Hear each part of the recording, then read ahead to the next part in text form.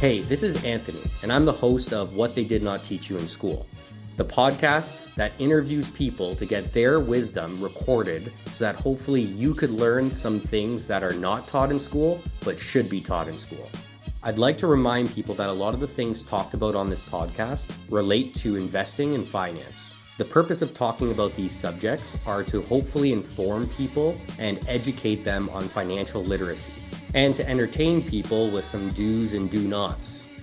This is not to be considered financial advice. Before trying anything that you learn on the podcast, be sure to consult a professional.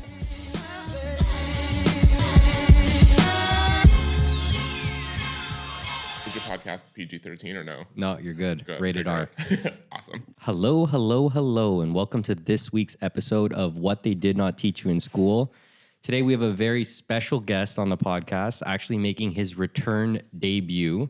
You know, you were one of my first 3 guests ever on this podcast. Why was I not the first guest? I don't actually know, but you might have been the first guest. I don't think I was. Wow. So That's a shame, actually. that is shady.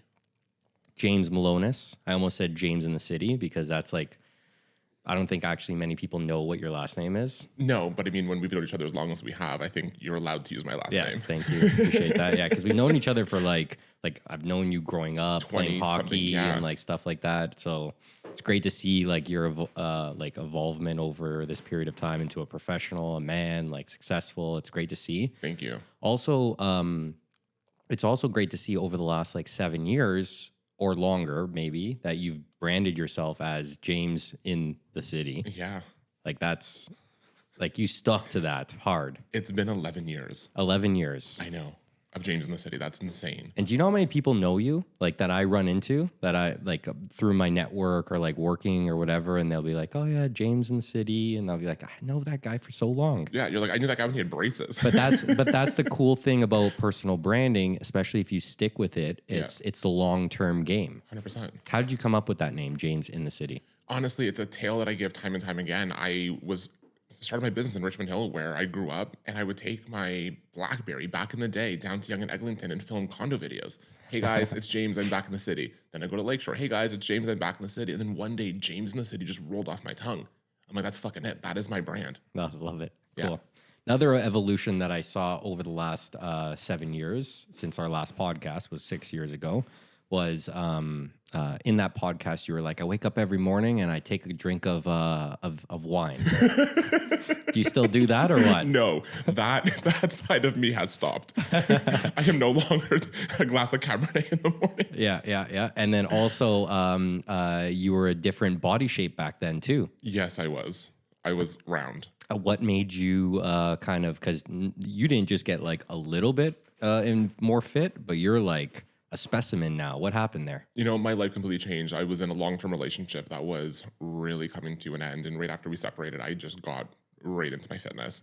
And, you know, the whole hashtag revenge body thing, fuck that. It was just like, I need to get back to who I was before this relationship. So I lost myself in that relationship. And I just worked my ass off. And then, you know, I was doing all right and hired the best personal trainer. And he has taken me to the next level. Wow, love that. Yeah, for me particularly, it's like if I want to learn something, I have to spend money on it. Yeah. So, like I recently took up piano and, you know, everyone's like, you could just learn it online, but I pay for a person to come and like to my condo and teach me piano. Yeah. And that like motivates me both like from a financial perspective, but having that accountability person really adds that layer of like, you're not going to skip out. That's what it is. It's the accountability. So, I mean, I have it twofold because my trainer's also my partner. So I have the accountability on both sides where it's like, hey, babe, like you skipped a workout today. There's that. But also it's like just seeing the progress in his app, right? Seeing what I did the week before, the day before, whatever the case was. Building that program. And then the nutrition side of things too. Like I thought I had my nutrition down pat. He's like, you're eating totally wrong for what you want to do. And were you dating before or after you started working out together? Before. Ah, I see. Yeah. That would have been a juicier story if it was afterwards. No, there's no juicy story there. So let's talk a little bit about you, like James, the realtor, the person. How did you get into real estate first? Did you like know that you wanted to be in real estate since you were like a kid? No, I wanted to be an OnlyFans model as a child.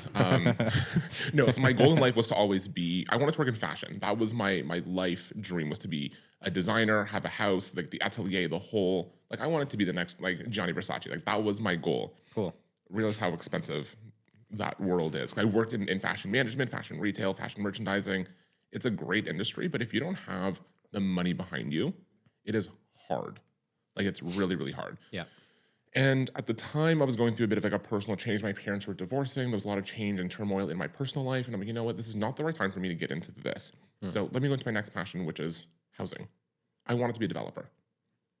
Who at 20 years old is going to give a kid a $4 million loan to build their first house? Fair. But you could have gone and like started from like, I don't know, the bottom and worked your way through. Hi, I'm James. Nice to meet you. This is where we're at. Like that's pretty much it. I started as like a realtor doing leases, and I built my way up. That makes sense. Yeah. Yeah. Right. So I mean, the goal of development is still there, but I don't think I would develop. So when I first wanted to be a developer, I wanted to do like the McMansion style homes or like townhome style homes. I think now if I was to do anything in development, it'd be non-custom build flips, if that makes any sense. So there's a developer in Chicago. Her name is Allison Victoria. She takes old Victorian or old Chicago homes and just completely redoes them, but like changes every aspect. So it's not a flip. They're full on spec builds without it being a full teardown. So that is my vision. Have you tried anything at any scale of that yet? Do you have anything in the works? Not to that extent. Nothing in the works right now, but I think in the next 18 months, there will be a project. Cool. Yeah. And currently right now, are you with a brokerage or are you on your own? Where are you? No, so I'm still with the brokerage. I'm with the agency. They're based out of LA, but we have an office here in Toronto West. Yes, I've heard of them. Right. Yeah. Okay. My phone case is sitting right beside me. Yeah. Okay. Little branding plug. But yeah, no, they're a great brand. They have a show on Netflix called Buying Beverly Hills. And yeah, they're fantastic. It's a great, the whole rule is no assholes. That's my life mantra. There's no assholes. I love that. Yes, it's very true. So what's Old Money Gorgeous? What's that hat? Okay, so Old Money Gorgeous is a brand that I've been developing for a while. So I cannot confirm or deny, but there may be a clothing line in the very near future. And it's your brand. It's my brand. Nice. Yeah. OMG, Old Money Gorgeous. Hell yeah. I actually like that. Right? That's cool. I know. Where'd that come from? Like Old Money Gorgeous. Obviously the acronym is sick too. Catchy. Yeah, you know what? I honestly, like, it's something that rolled off my tongue a while back. Cause like coming from a, generational family, that whole old money aesthetic has always been forefront of my mind. And I said it one day on TikTok, and I think it was like early days of TikTok, like 2019, 2020 TikTok, and it stuck. And then I started making fun of people about this whole Old Money Gorgeous thing, right? So like, I think my most viral video of this brand was, you just married into an Old Money Gorgeous North Toronto family. This is what you need to know. So like, ditch the fucking Reitmans, go to Smythe and get a blazer. You have to buy that crusty white dog. You need a white Volvo. You got to fuck your tennis instructor at the Granite Club. Like, it was that. So it was a bit of a parody. And I'm like, there's a whole brand here. Valentina likes that. You got to get her a hat. Done. I'll bring one over tomorrow. Okay, cool. So I want to talk because a lot of the people that listen to the podcast, they're within the Toronto culture. So they probably already know you and are going to be listening to this because they want to hear more about your story. Right. But also they're upcoming entrepreneurs, they're upcoming realtors, and they want to know the grind and how someone got through that, because everyone thinks it's great and it's going to be great and 6-figure incomes going into real estate, but maybe it wasn't like that in your first couple of years. I'd love for you to share as much as you can about what your first 2 years looked like. Yeah. How you got through that, and also like what was the breakthrough moment for you that kind of, because you've been doing this now for how long? 11 years. So you must be doing okay for yourself. And in order for you to do that, when was that breakthrough moment that you're like, I'm on to something? Yeah. So for me, I started obviously year one right off the bat with social media. I was the first, I can confidently say I was the first realtor using social media properly for business. None of these Facebook just listed, just sold. No one gives a fuck about that. Right. I took Instagram by storm, and that's how I took off. But I started year one with cold calling, and I would make 1,000 dials a week to talk to 100 people a week. And I hated it. Did it work for you at all? It did. And I did so well my first year. I made $750. Wow. $750 fucking dollars. Oh. I did one lease my first year. So my out was $37,000. In all of 12 months? Yeah. Holy Yeah. shit. And you didn't quit after that? No. Because my out was like 37,000. So for sales signs, open house signs, marketing brochures, you name it, I did it. Plus the drive time and driving people around. Yeah. And then to do one fucking lease to someone we went to high school with, like that was it. Like someone gave me a chance, fine, great, I took it. I'm like, okay, I'll keep on it. So year 2, I stopped the cold calling and then just started focusing more heavy onto my social media. And that's when things started to pay off. So I did a couple buys and sales here and there, nothing major, still a lot of leases. But year 3 is when things really start to pick up. Year 4, year 5, year 6, everything just got better and better and better and better and better. And what got you through those first 2 years? Because I can name like 10 people that I know that would have stopped after 6 months or after they did that first tax return and $750, they would have been like, that this is not for me. Xanax really helped. Or Xanax. So it was a tough time for you mentally then. It was. But I mean, like, you know, working in fashion taught you how to be tough because you were getting screamed at left, right, and center. You're making no money on set, right? Like you were there to steam someone's dress. You were there to tape someone's boobs. You were there to shine a shoe and you're getting paid dollars. Like you were literally everyone's bitch when you're on set.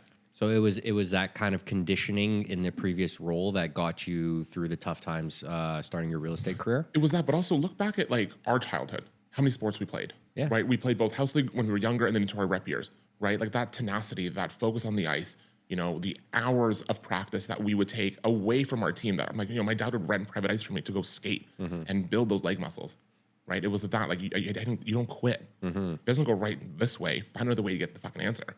And that's how I did it. I love that. So what was that breakthrough moment where you're like, okay, now this is starting to get fun?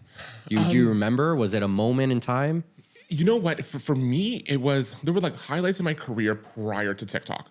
But TikTok is when it was like, fucking right, I have a brand, I'm a fucking god in the non-cockiest way possible. And the only reason why I'm saying this, it was when I got the call from this one seller. She's like, listen, I follow you on TikTok. I think you're amazing. No way, really? From TikTok? And I'm sitting on the phone and I'm like, are you joking? She's like, I follow you on TikTok and I want you to sell my condo and I want to buy another condo. How old was this woman? She was our age. Wow, okay. Yeah. Wow. And I'm like, it works. Okay, cool, fine. So that was the first one. Then the second one was the parent of my client who was well into her 50s. And she was like, my daughter needs to sell her place and you're the right realtor because we think you're a complete asshole. And that's exactly what we need to get this condo sold. And I'm like, thank you for calling me an asshole because I appreciate that. But also, like, why is this TikTok shit working? And it did so well. And then what happened was it just kept going and going and going. So James City's been around for 11 years. And you were primarily on Instagram before that. So 90% of my business came from Instagram. Now, like 95% of my business comes from TikTok. Like my new business, like forget my repeat referrals or database, right? But my new business. And no one knows my last name. I only use Milonas. I legally have to trade with it. Everything else is James in the City. Everywhere you go. Like my coffee order, I walked down the street. I was walking here and some kid shouts out James in the City as he's on his skateboard. That's great. Good for you, man. Do you enjoy the like kind of notoriety of being like known like that? So that is because that's something that deters a lot of people too, is they don't like to be in the light like that. It's a double-edged sword, right? So obviously I enjoy because it helps my business. It helps my brand. It helps me personally. What I don't like is when I'm trying to have a quiet moment or relax, or I'm not in the headspace to deal with people, right? Like if my partner and I want to go out for dinner, I don't want to be bombarded at a table. Like, don't ask for a picture. Don't talk to me. Don't tell me you think my TikTok's great because I know it isn't. I mean, it is. But like, just like if you see me at a 2-person table with my partner, leave me alone. If it's a group of 4 or more, fine, come on over. But if you see me one-on-one with someone, don't bother me, right? So it's a lot of that. And they probably expect, because you're very energetic on your social media too, so they probably expect you to be like always larger than life. Yeah. But you're a normal human too. You like to chill. Yeah, but I mean, it very much is. Like my partner noticed it for the first time. I brought him to a charity event in end of April. And he was like, I can see James and James in the City. Because it was like, I'm talking to him, I'm calm, cool, collective. And someone's like, my God, James. I'm like, hi, oh my God, nice to see you. And he's like, I see the face change. I'm like, yeah, because it's exhausting. It's a lot. It's exhausting. And what do you think is one of the reasons why realtors hesitate from going on Instagram? Because like you went on Instagram and TikTok, you put yourself out there. A lot of people do it in an inauthentic way, and then people can like kind of read that. But I feel like you do it in a way that's so authentic to you that you enjoy it, as well as it comes across that way, like authentic, and it works. So for me, I just don't give a shit, right? Like I will post real estate, non-real estate, because my brand is everything encompassing in one. It's Toronto, it's lifestyle, it's fashion, it's alcohol, it's clothing. all in one. So you get a smorgasbord of shit with my social media. Realtors are afraid to get on social media for a number of reasons. One, they're not comfortable in front of the camera. Yeah, right. Right?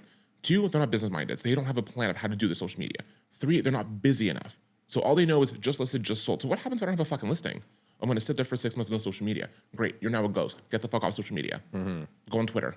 Tweet about your recipes. Go talk about something else. You know what I mean? Right. Because they don't know how to build a brand. They don't know how to be authentic. They don't know how to be intimate with their audience. When I say intimate, I don't mean you got to get in your jock strap and parade around your house naked, right? But intimate being like, let people in. What is going on in your life? Are you dating? Do you have kids? Do you have a partner? Is your partner someone that, maybe the rumors are flying, are you dating this person? You know what? Fuck yeah, I am. I'm dating this person, right? If you like it, great. You don't, go fuck yourself. That's my person, right? Or, I'm a realtor in Toronto, a new realtor in Toronto. I don't have business yet. Okay, cool. So how can I get started on social media?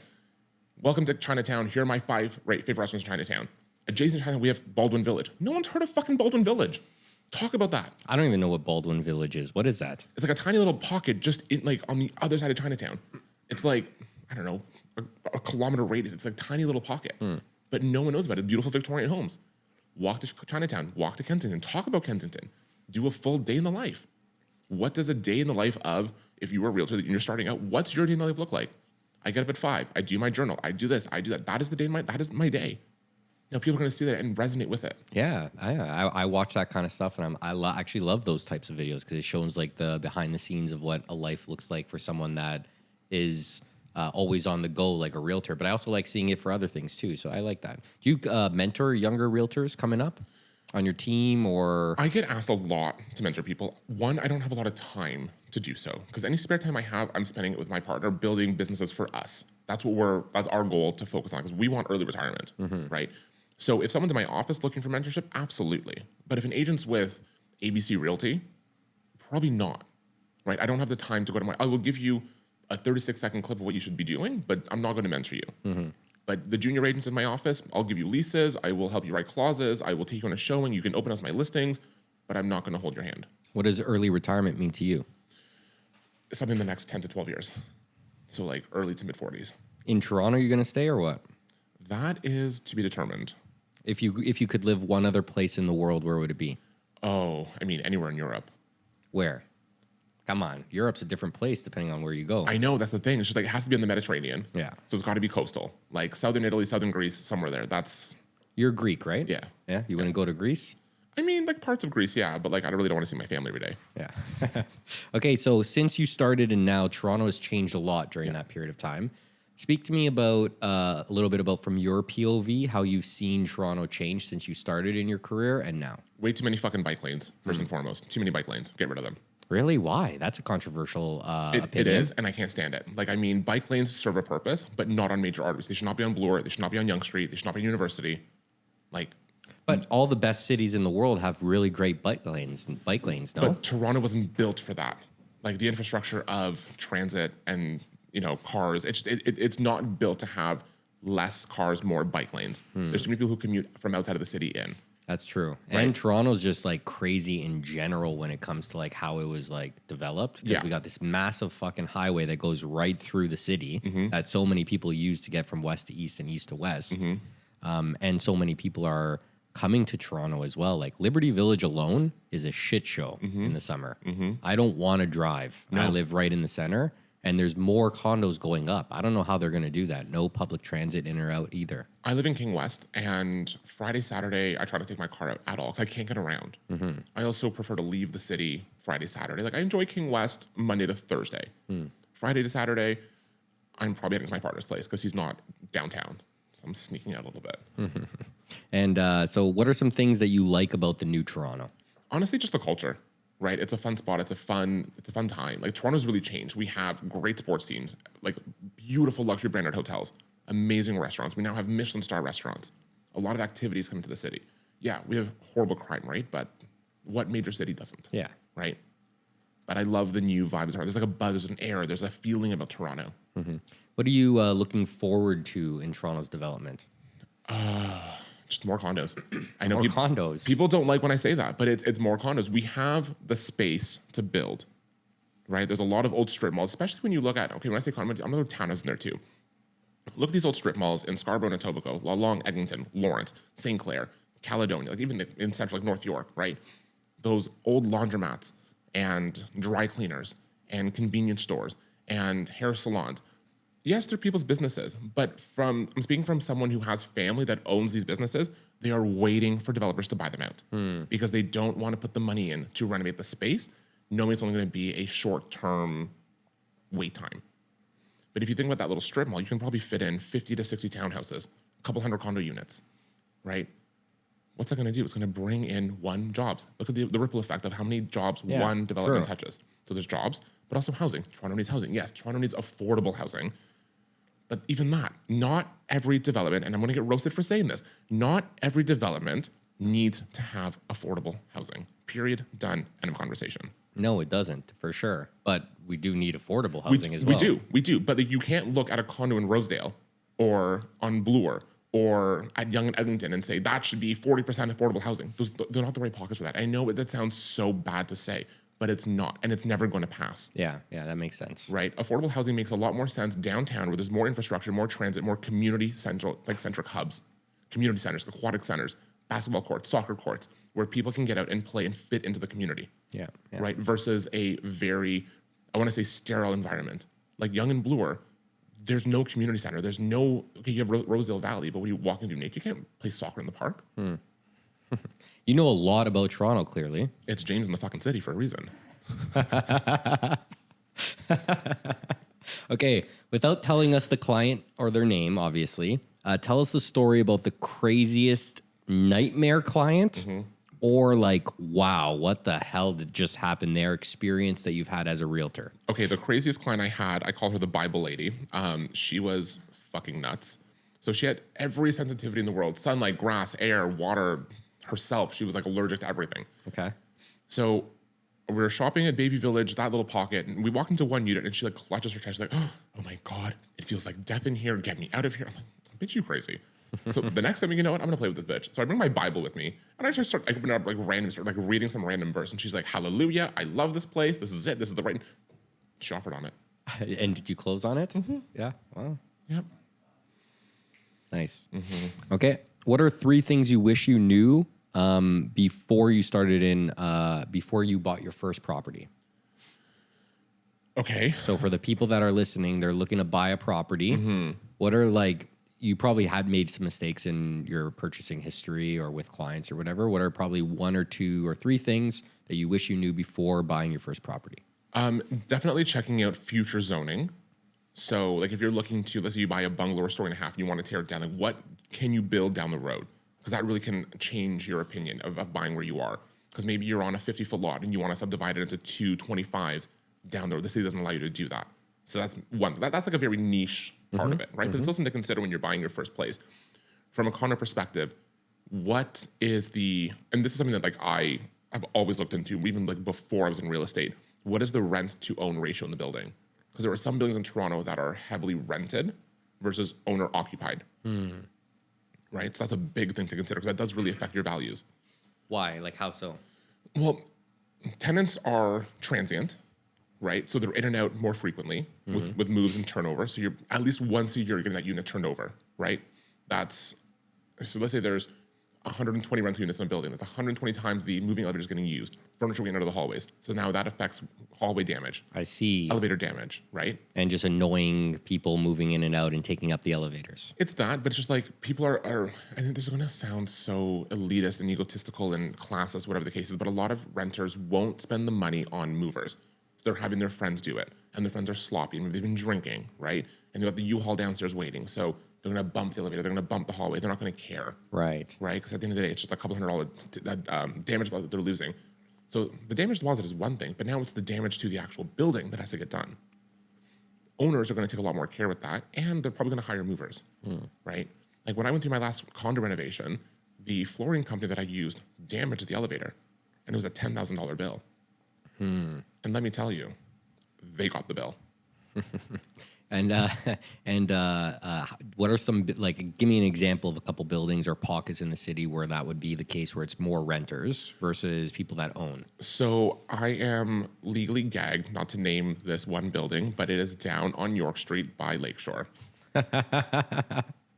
Okay. And that one is more renters? Mm-hmm. Okay, got it. And Long then, and short term. yeah, yeah. And what's the the example of a building that is more owners? Like, would that be like more the luxury places like No. Shangri-La or something like that? No, or? no, you don't have to take luxury aside. Like you can look at a normal building. Like I'm gonna say, just right around the corner, like at King and Brand, you have the quad lofts, 19 and 23 Brand Street, more owner occupied than renters. Cool. Okay. I want to talk a little bit about your content marketing, but more into like the details associated to it. Like, do you plan it? Is it more off the cuff? How do you go about making sure that you post every day or on your normal cadence? So for the last, like this year aside, 'cause this year's been a crazy year for me in a number of ways. I've always had a content calendar, and I spend usually 2 weeks in November where I shut down my business. I don't work for two. I mean, I work if clients come my way, but I'm not actively seeking new clients. Excuse me. But I plan my content for the following year. I do my business planning and the whole like for the next 12 months. The last 6-ish months, I've completely forgotten about my content calendar. I'm like, you know what? I'm just gonna wing it, and whatever comes, comes. Has it hurt my social media following? I've grown, but I don't feel like I'm bound to what I thought about posting. Right? Will I go back to my content calendar at some point? Yeah, but I need to figure out what I have to like dissect my social media, like what was working, what wasn't working, because TikTok has changed, Instagram has changed, everything has changed. Yeah. I got to spend time like looking at everything and building it back in a different way. But definitely having, you don't have to have like a full 30-day content calendar, but enough to know like what am I going to be posting about, because you don't want to be scrambling for content. And is that's probably because you've been doing it for so long, you've developed a certain level of mastery that you could just off the cuff kind of like take it right now versus someone who's probably starting out and needs a little bit more structure. Yeah. And what's the best time of the day for you? Like, how do you get the energy? Because there's probably a lot of like procrastination, maybe, or maybe you just love it and you do it. How do you like position it so that you get you're so consistent? So, I mean, there's times that I will batch content. So whether I'm following my content calendar or not, I will take usually a Monday and spend, an hour to 2 hours just filming content. Because all you need is a ring light, a tripod, and a cell phone. It's not going to cost you a lot. If you don't have those 3 things, everyone should have a cell phone at this point. Yeah. If you don't have a tripod and a ring light, Amazon. It's very easy. Go pick one up. Spend less than $200 on ring light and tripod, right? Set it up and just go. Even if you just like turn on your video and just talk for 30 minutes, you can splice that into so many different ways. You can cut it into stories, you can cut it into a reel, you can cut it into 5 different reels. Like I did a little lunch date video with my partner a couple weeks ago.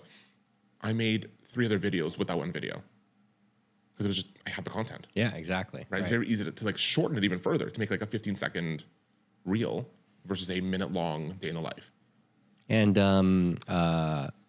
do you, when it comes to creating your content as well, do you like try to be controversial, or is that just you? That's just me. Because sometimes you post controversial stuff and people would be afraid of that, but I feel like people actually love you more for it. So I say what everyone is thinking, just no one has the balls to say it. Yeah. I will say it because I just don't give a shit, right? So I say everything. I don't try to be controversial, I just am. Like I came out of my mother's womb controversial. Okay, cool. I love that. And do you read the comments? Yeah. I read and respond to every single comment. Even the haters? Yep. So I have filtered keywords on all my posts. It's an automatic thing, both Instagram and TikTok. And there's like certain words that just get filtered out regardless. And sometimes I choose whether or not to block and delete them. Sometimes I approve them, and then I make a video about that person, roasting that person back. I'm like, you're going to roast me, fine, but be prepared to roast it back or whatever. But most times I just block and delete. But I want to see what the comments are. Yeah, because I was on a podcast earlier this year. And did you read the comments on those TikToks? Yeah. They were hurtful. They hurt. They hurt. Yeah. Like and then I'm just like, these guys don't even know me. That's exactly it. So I had someone who is very well known in Toronto, and this individual actually lives around the corner from me, which I find very hilarious now. They spent the better part of their early TikTok career using my brand to better themselves, to grow their following. So they became like this anti-James campaign. Really? And I ran into them at a restaurant opening. This individual bumps into me, and I'm trying to like watch where you're going because I knew exactly who it was. And I'm staring at them. I'm like, you said so much about me online. I'm right here, say it to my face. And they were like, listen here, hooked on phonics, spit it the fuck out. Right? Yeah, and they couldn't. So people are very quick to make a comment, judge you, talk about you online. But the minute they say it to you want them to say it to your face, they back down. That's crazy how the world works and how social media works like that. Keyboard warriors. Yeah, keyboard warriors for sure. I was actually just, I don't know if you know Cody Skripkowski. Yeah, I love Cody. Yeah, and we just posted his episode this week, and he had a couple like haters in the comments section, and he like messaged me. He's like, "How do you deal with this?" And I was just like, "Dude, you just got to know those people. If they're commenting like that, they got some issues." One of the haters was me because I'm roasting for that leather jacket of his. That was a nice leather jacket. No, I love Cody. I think he's like I don't get along with a lot of realtors to begin with. Like I have to for real estate, but Cody's one of those people that I would like legitimately go and spend time with outside of real estate. Yeah, he's a good, genuine guy. Yeah. Yeah. Him and I go to Othership on every 3 weeks. Have you been to Othership yet? I'm on their co-pilot program. Oh, really? Yeah. What's co-pilot So program? I'm an ambassador for them. Oh yeah, that's right. My assistant Santana, she was like, next time you go, you got to use James's My code. code. Yeah. Yeah. Let me know. I'll go for a flow with you guys. Like Yeah. I live right there. So Yeah, like, sure. I will actually. Yeah. We're gonna go next Wednesday actually. Okay, So that's if you're available, I'll text you. Yeah.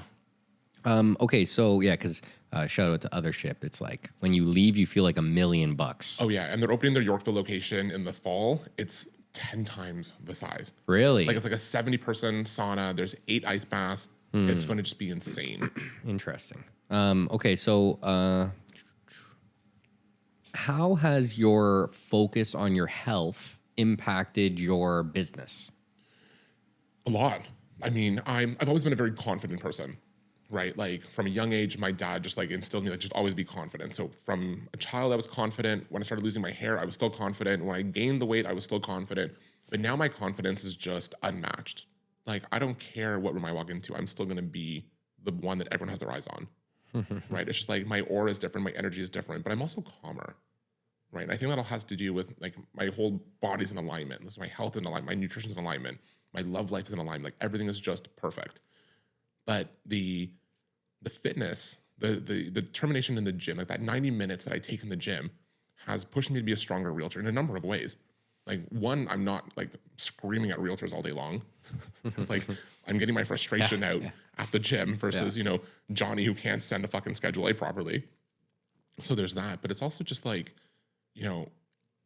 my clients see it and they see the determination in my fitness that they know they're gonna get the same level of service on their listing. That's been a big thing for me because when I was first in, I was in wealth management before. And when I was in wealth management, it was like this badge of honor to not take care of yourself. Yeah. Because if you had time to take care of yourself, you weren't working hard enough. Yeah. Now, that was like me working in an environment with like a bunch of 60-year-olds that's like how they did it. And they were all like fat, massive guts, and smoking, whatever.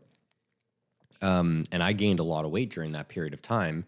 And I was like always tired. I was always irritable, stressed out, like you said. And when I started to focus on my health and my nutrition, it actually although I was spending time like cooking and like working out and like whatever, it translated to me being more of an endurance or performance athlete in business, which was like game changer for me. So, and for the people that are out there that are sacrificing their health for business, it's not sustainable, and you'd probably be better off even in the short term by taking care of your health. 100%. Like there's, my partner says this all the time, because people always say, oh, I'll die for my family. Great. But can you commit to being healthy enough to live for them? Yeah, right. Because the people that care about you the most need you to be healthy. 100%. And if you're sacrificing your health for them, that's actually not like getting to the outcome that you're trying to. Absolutely. Let's switch gears here for the last 10 minutes. I want to talk about Toronto, okay, and get your opinion on a couple things. I know you're a big foodie, you're into the culture and the nightlife here, so I'd love to know what's your top 3 favorite restaurants in the city. Oh, okay. Top 3 favorite restaurants. I'm gonna go more niche after that, but I just want to know generally from your perspective, what are your top 3 restaurants? Okay, so I spend a lot of time at one at the Hazelton Hotel, so I'd say put one at my top because I'm there often. I don't even have to order. My servers just know, depending on what time of day that I sit down, if I'm patio or inside, they know. I don't ask for a menu. They just bring me. Love that. I'd say that. I'd say for steaks, definitely Barbarian. Like I spend way too much time at Barbarians. And you know what? As much as people hate it, I love Marble. on King Street. I love Marble. I love me a good Peter Bomb and some chinois prawns, and I'm happy. What are your top 3 up and coming restaurants? Up and coming, I think one of them is already there. It's Dova in Cabbagetown. It's an Italian spot right on Carlton. Okay. So Chef Roberto owns Ardo on King Street, and then Dova was his second project. So I would definitely say that one. It's not even up and coming. It's there. From an up and coming perspective, Lau Lau Bar and Bar Banan on Ossington. I love Bar Banan. I've been there. The souffle is delicious. Yes, I had the souffle. Yeah. It's great.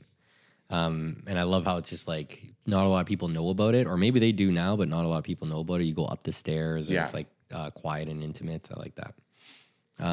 Okay, so one of the best things that I heard recently was like it was a year ago in the basketball season. I think it was like All-Star Weekend or something, and they were like talking about what's the favorite place for a couple like big star athletes to go to, and they said Toronto. And they said Toronto because the people are so great, and you could have any kind of food that you could think of. Yeah. And of course, New York, LA, it's great, right? But I love Toronto because it's so multicultural, and you can have the best of whatever and what in the city. You can go and find it somewhere, right? So I just want to talk to you a couple niche restaurants and get your opinion on them. For sure. Okay. What's your favorite? Let's start with cocktail bar. What's your favorite place to go for a cocktail? As much as I love hotel lobby bars, I'd have to say Bar Chef.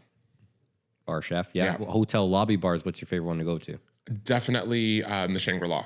Yeah, I love the Shangri-La. It's one of my places. I love just sitting and listening to the piano. Like I'll order a bottle of champagne and just listen to the piano, and that is perfect for me. Same. What's your favorite? You're Greek. What's your favorite place to go for Greek?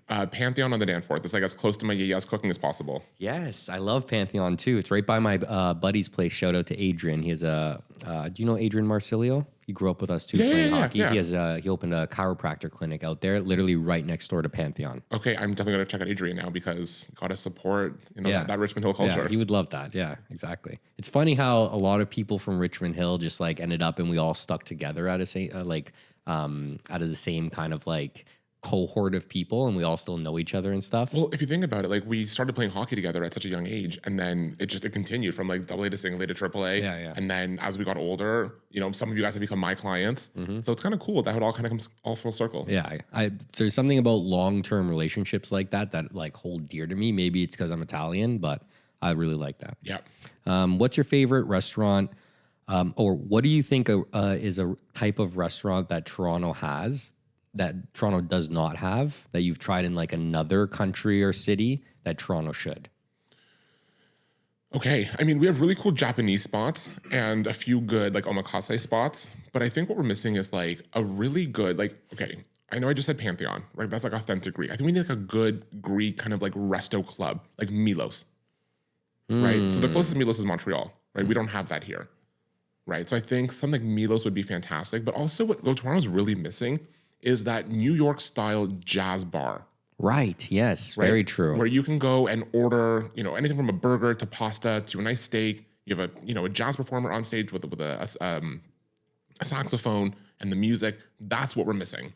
I agree completely. I've actually said that multiple times.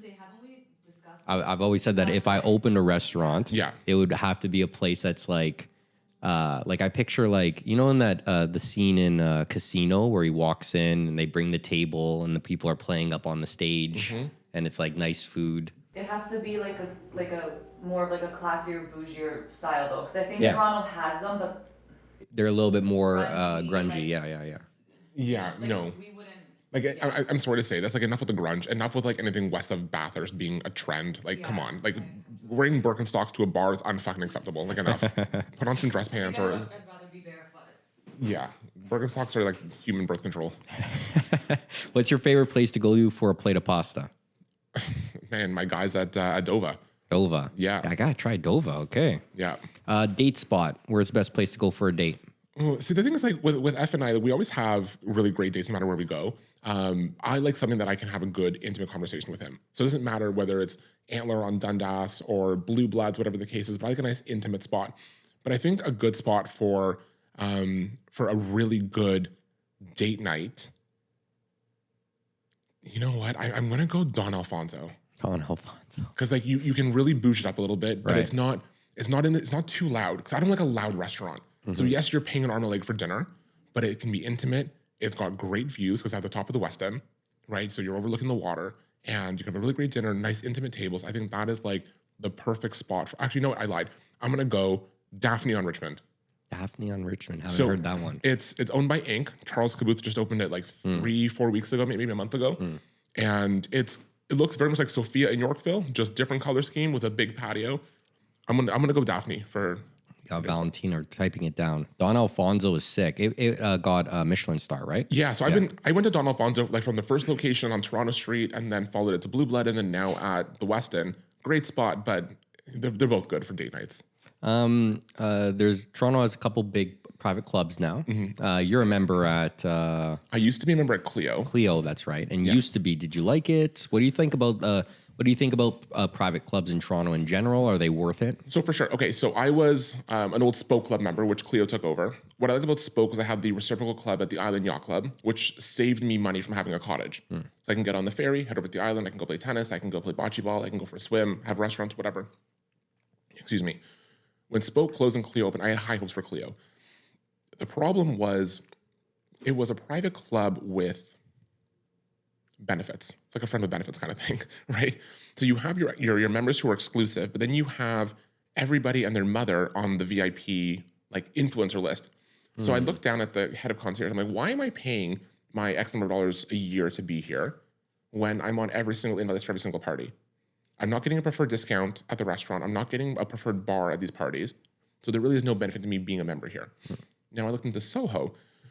Everybody and their mother wants to be a Soho member. I don't understand it. Because when I'm going to LA, New York, Chicago, no matter where I'm going in the world, I'm not staying at a Soho house. I'm staying at the St. Regis, the Peninsula, the Plaza, like the Rosewood. I'm not going to go stay at a Soho in London. There's something about being like, let's go to Soho, come with me, you know, like then that like prestige, especially if you're in like business or something to entertain clients. I'd rather go to the St. Regis, right? That's my thing. But no, if you have money and you can get into the Rosedale Golf Club or the Granite Club, right? Or the Toronto Club, absolutely, or the National, right? But from like a really good, like very accessible, especially if you bleed conservative, there's the Albany Club on King East. It's a nice little spot. It's quaint. It's quiet. A lot of politics go on in there, but they have a really good Sunday roast beef dinner. Okay, great. Yeah, because I've been thinking about getting a membership to some kind of like club for a while now, but I've just never been able, probably because of COVID, I've just never like pulled the trigger on it. So I wanted to know your opinion on that. Are you a member of a club right now? No. No? Oh, there you Other than like a private wine club? No. Private wine club? Oh, yeah. So there's the Vintage Conservatory on Lombard. They're actually moving on to King Street at King and Simcoe at 224 King Street. So it's, there's no membership fee per se. You rent a locker. That's your membership. And you can have your own booze in there. They have food, so you can go and buy, oysters and sliders and charcuterie boards and whatever. You bring your bottle of wine, you entertain your guests there, and it's amazing. Cool. And it's 24-hour access because it's non-licensed. Very interesting. Okay, so we're gonna ask you a couple more questions here. Okay. What's next for James in the City? What are you looking forward to right now? So all I can say is, if you think Kim Kardashian and how she's taken Kim and blown into every single brand possible, that is what James is doing right now. There is skincare, there is clothing, there is collaborations, there's potentially television. There's a lot of avenues outside of real estate that is coming. And do you still love real estate as much as you used to? I still love real estate. I hate what Toronto real estate culture has become. Well, how so? Everybody and their mother has gotten their license in the last 4 years because they saw $1 million listing, selling Sunset, buying Beverly Hills, all these TV shows. They don't know what they're doing. So they have their license and they do 1 or 2 deals a year and they act big on social media and they create all this clout for themselves. They don't know their head from their ass sometimes, And it's frustrating doing a deal with these new realtors because you don't want to slight them in any single way. But when you get their offer in, there's full of fucking mistakes, right? So just go back to your day job. Like, don't get into real estate if you're not going to do this full time. And I usually say this to everybody, but I don't think this is a necessity to, but I'll ask it anyway. Where can people get in touch with you online? Oh my God. TikTok, at James the City, Instagram, at the James in the City, or if you want to find me in person, probably on the patio at Hazelton. Okay, last question. I ask this to everyone on the podcast. So you could take some time to think about it, whatever. But what is one piece of wisdom that you wish you knew a lot sooner? I'm going to say patience. And that is everything from career to health to relationships. Were you an impatient person before? Very much so. And how did that hurt you? I would overcompensate and I would try to do things or force things. And once I just stopped and allowed it to be, things fell into place. I wasn't trying to force a relationship. I wasn't trying to force my business. I wasn't like all these things that I stopped forcing and everything just kind of fell naturally into place. And it's when the universe tells you it is right for you, that is when you will receive it. That is when your perfect person will fall into your life. That is when your business will take off. That is when that opportunity you've been waiting for knocks on your door. That is when that sum of money will appear in your bank account. When the universe tells you it is right, it'll happen. I got goosebumps from that. I love that. Valentine just winked at me because she's been telling me that for a while. James, I appreciate you greatly. This has been an amazing podcast, just like fast paced, love it. And I look forward to the next time because one of the great things that I love about video and like audio is that you get to just stamp this time, like in this moment in time. And we did it 5 years ago and now we did it now. And I look forward to doing it in the next 5 years and seeing where we both came. I'll be back. All right. Beautiful. Thank you for coming. Until next time, Valentina, take us out.